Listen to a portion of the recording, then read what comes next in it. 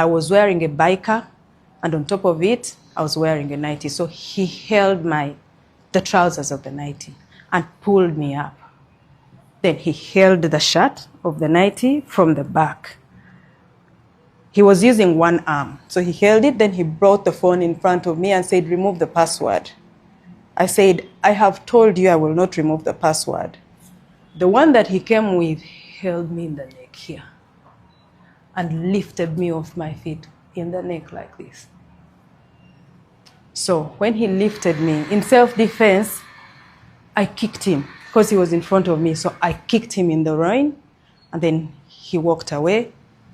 This one pulled me, the buttons of my shirt broke, and he stayed with my shirt in his hands. Now, I just walked away from them and went and stood in one corner. But remember, this is a house full of men. Some looked away. Some were unbothered. One of them said in Luganda, "Nedda nedda mama muddize essaati ayambali." Then one of them held his hand and walked him out. One of them picked the shirt and said, "Put up your hands and I dress you up." I said, "I can dress myself up. Give me my shirt." Gave it to me. I put it on. Of course, the buttons were not on. And then I sat down. When I sat down, they lifted me again. Now, this time by these, because I plait these when I'm going to sleep.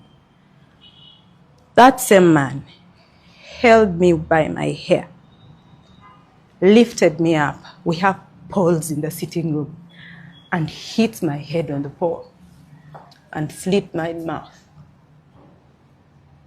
So when he hit me, he pulled me down and sat me down.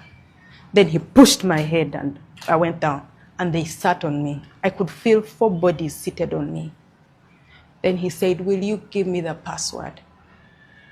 I said again in Unyankore, "You have already done enough. You are not getting the password." There was someone who was like commanding them. He came in, he said, "What's happening here?" And he said, "Leave her alone." Then I sat. Meanwhile,